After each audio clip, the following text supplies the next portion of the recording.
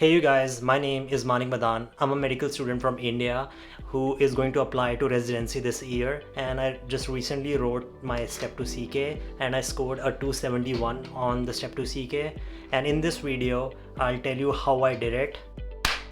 That's how I did it. I'm just kidding. Right, before we jump into the whole matter of the video, please consider liking and subscribing if you enjoy this video and if you gain some value from this. First, you have to understand that Step 2 CK has changed massively. Since the NBME has announced that USMLE Step 1 has become pass-fail, Step 2 CK has changed massively. The exam has so many patient care questions now. It has a lot of more ethics questions, and all the questions have become a lot more harder and a lot more vague, I would say. What I mean by vague is every answer choice for a question is a lot more closer than it used to be, so it's sometimes very difficult to tell what's the answer. Every answer choice is a lot more closer, and the reason this is happening is because since Step 1 has become pass-fail, Step 2 CK will become the main objective criteria which program directors will use during the match to see who's a better applicant, as this is like the normal thing because you need objective criteria to compare people, right? I'm not saying it's right, I'm just saying that's how things are, and this just makes everything really easy for everyone. So I would say, like, you have to prepare really hard for Step 2 CK. I mean, like, even harder than Step 1, because this exam will really determine where you match and what type of residency you get. Step 1 is really important for you to score a very high Step 2 CK score, because about 60% of Step 2 CK is Step 1. So if you think about like a stair, if you look at a stair, the first step is Step 1 and the second step is Step 2 and the third step is Step 3. So if you don't have good basics of Step 1, what you're trying to do is you're trying to jump 2 steps at a time at Step 2, and it is so hard to jump 2 steps at a time. But if you have really good basics of Step 1, that is, you are here, it's really easy for you to make that jump from Step 1 to Step 2, because you already have the fundamentals of Step 1, and this is what Step 2 has, a lot of fundamentals of Step 1, but it just puts an extra layer of complexity on that. And to address that layer of complexity, you need the basic fundamentals of Step 1. Without that, it's like you're trying to jump 2 steps and it just gets so hard. Even if Step 1 goes pass-fail, do try to really master Step 1 material. I've made a video on this.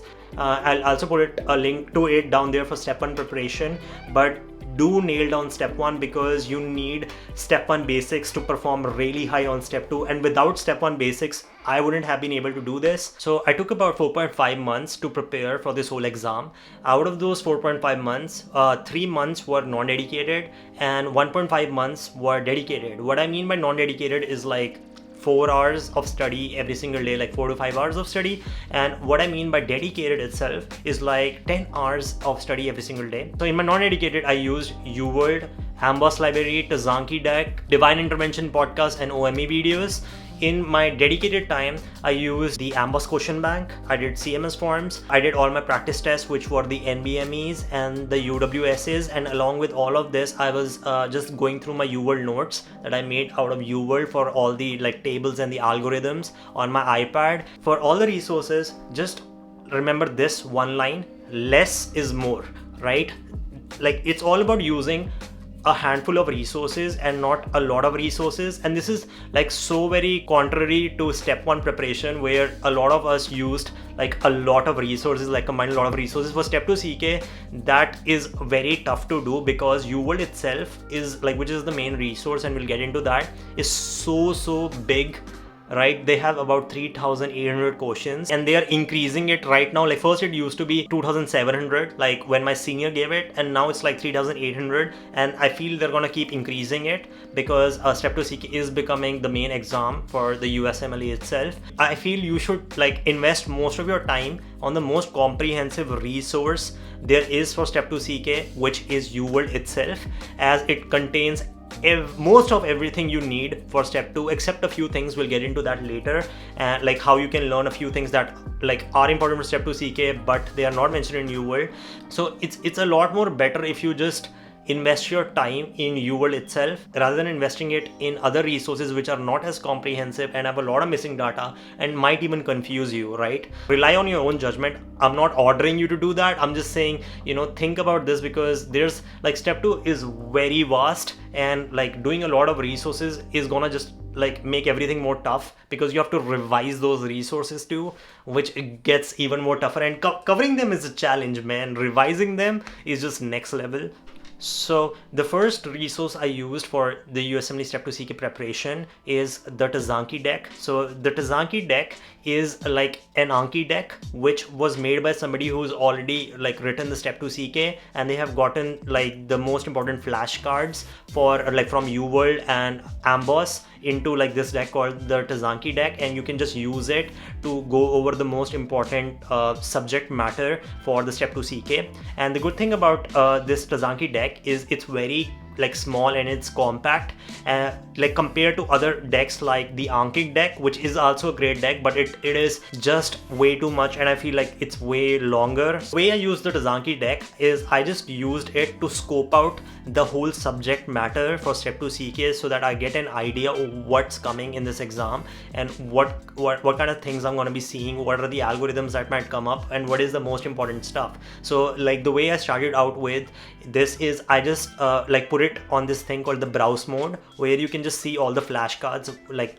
via scrolling. I did not use it in the traditional Anki format where like you have this algorithm running.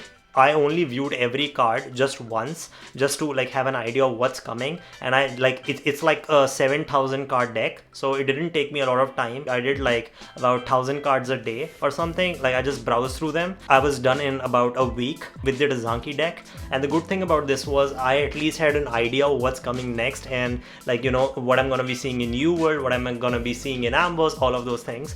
So that was extremely helpful. After I was done with the Tzanki deck, I started UWorld. And the way I approached, like I did UWorld for about 3 months, and I did about 40 questions per day. I did not do a lot of like questions per day.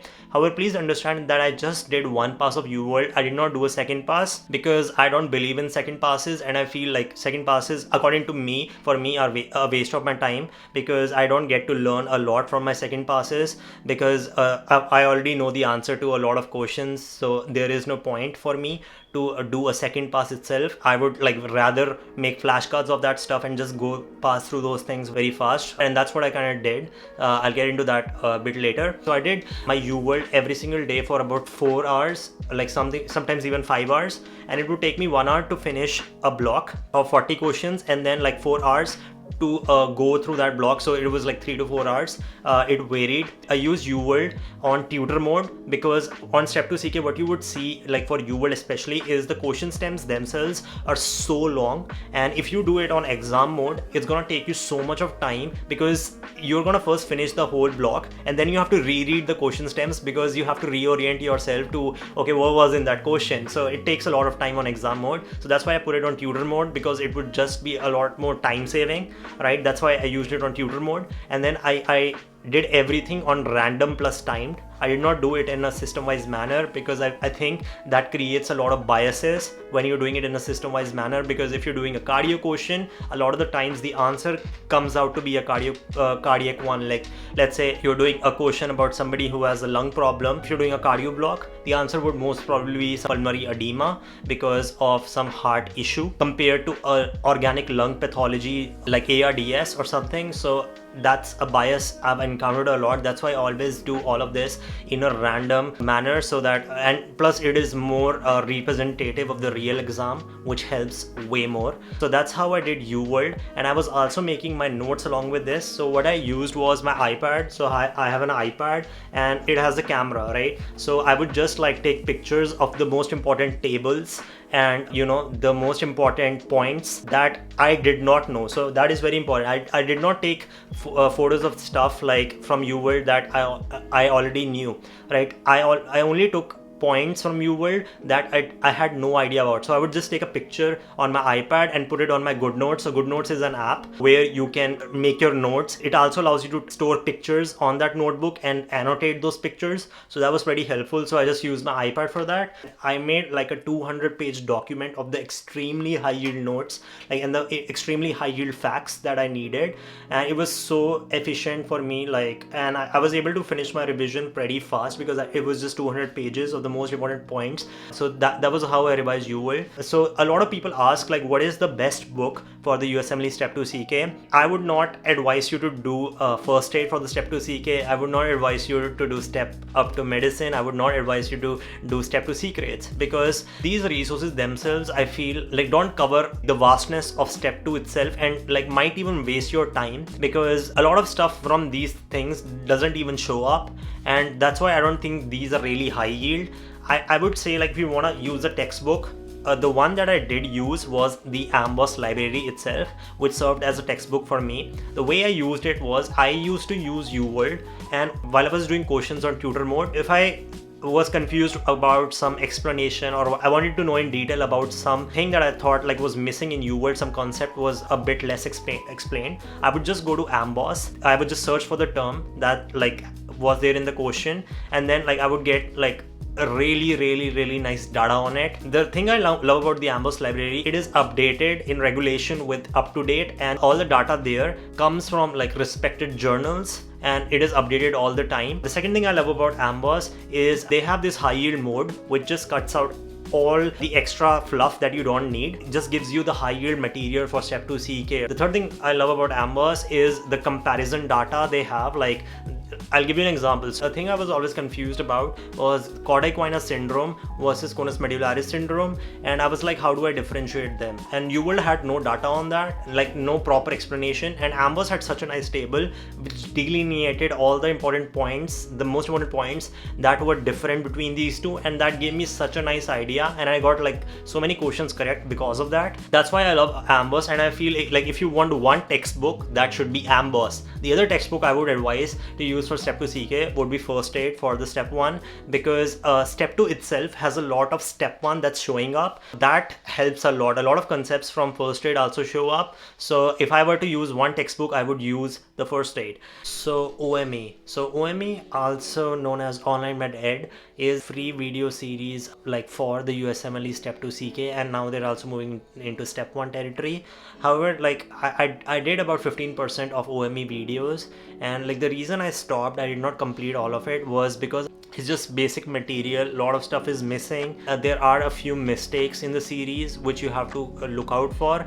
And the fourth thing is the videos themselves are not updated over and over again. And what's happening right now is Step 2 is tested based on updated criteria. And since OME does not update its own videos, some of the videos are really old. Because of that, you might not get the answer correct because you might be following like old algorithms and criteria. The other video series I would say like you can try out is Boards and Beyond for Step 2 CK, which is finally here.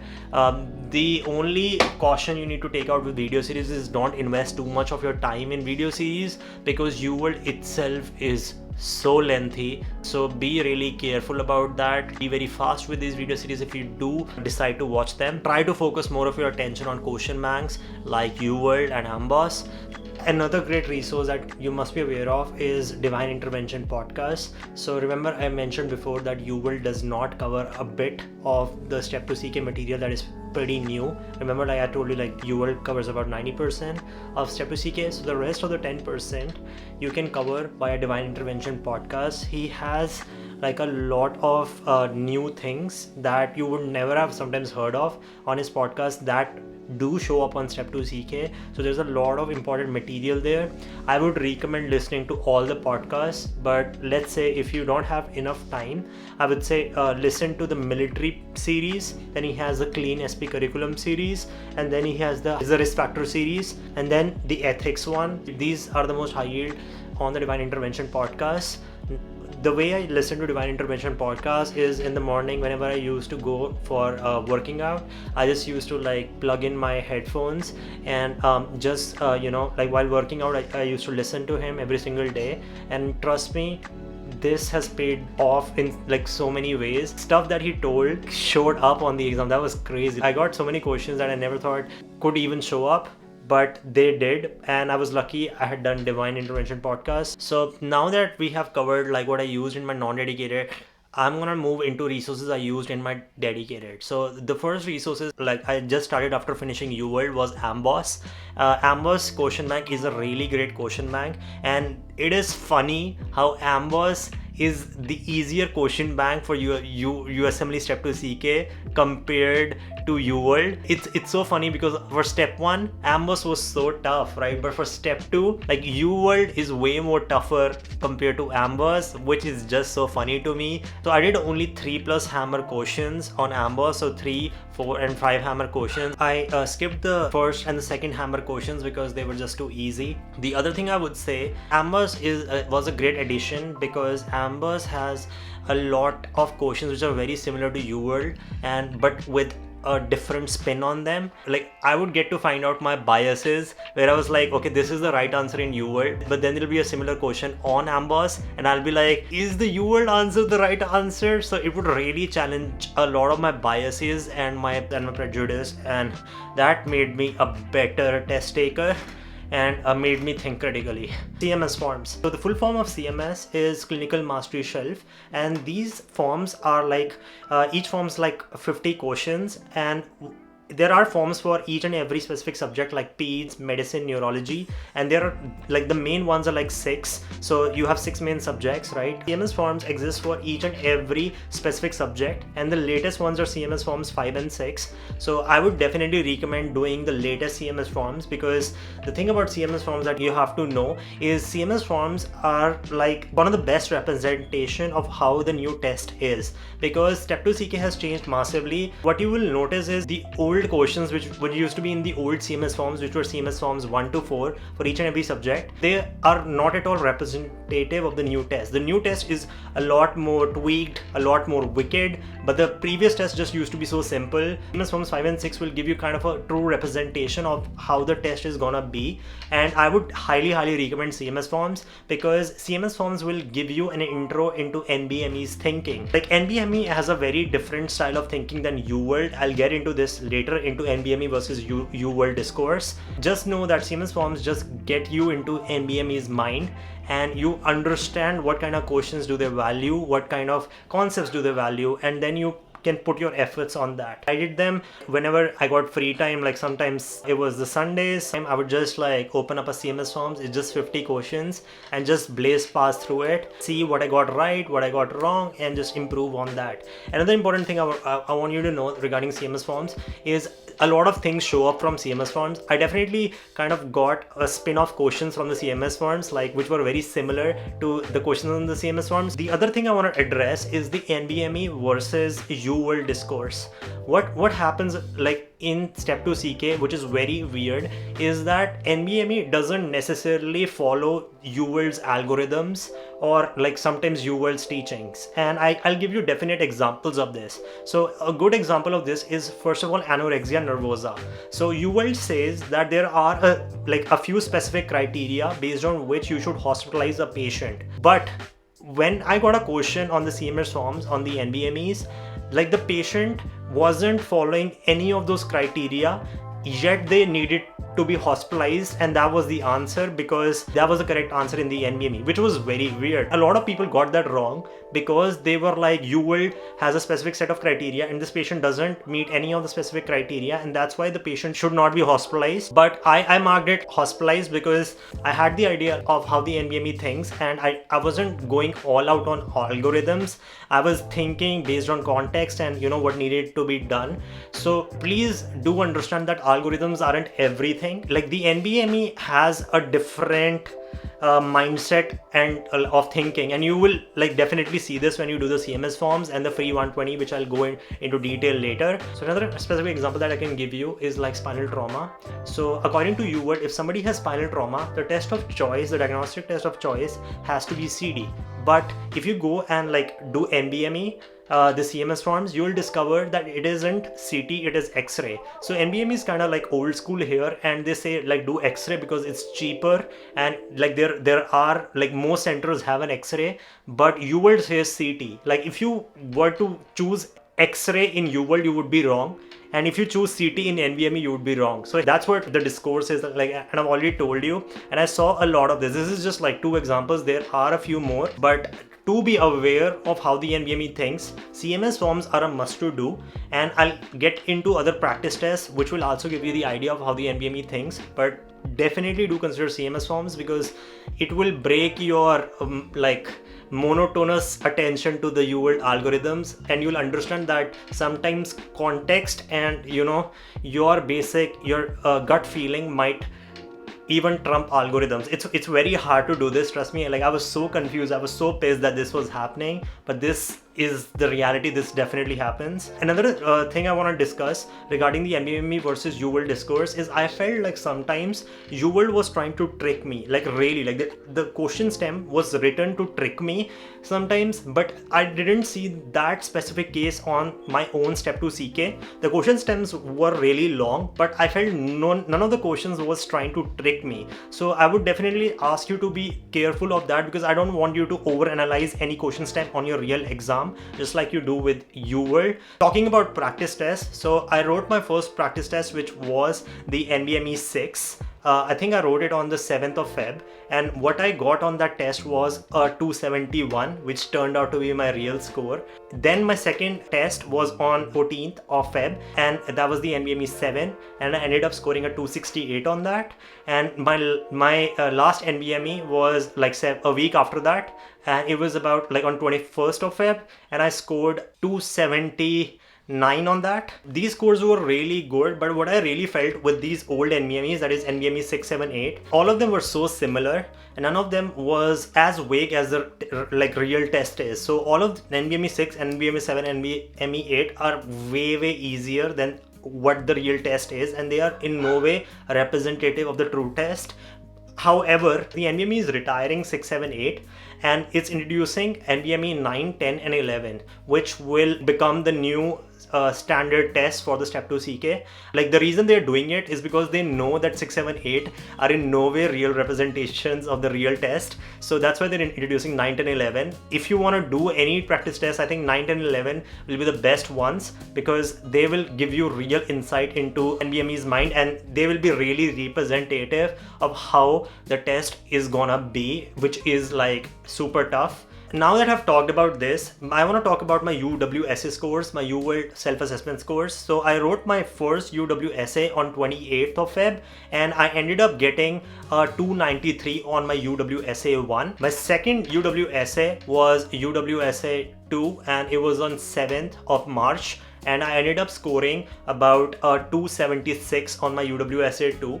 Now talking about UWSAs, I would definitely say that UWSAs were like more representative of the test than the NBME 6, 7, 8, and they were a bit more tougher. The question stems were lengthy, just like the real test. However, the real test is even harder than the UWSA 1 and 2 because it is a lot more vague. So my last test that I gave was the free 120, the new free 120. So I got about 92% of the questions correct, but what I really felt was the most representative of the real step 2 CK was the new free 120. It was super tough. It grilled me. It absolutely destroyed me when I did it. I did end up scoring 92%, but in scoring that 92%, I got like so confused. I was like, oh my god, this is so tough and so vague. And the real test was so very similar to the new free 120, and there were a few spin-off questions from that. So do that. I think I did this a few days before my test. Another thing that is really important for the step 2 CK is test taking skills.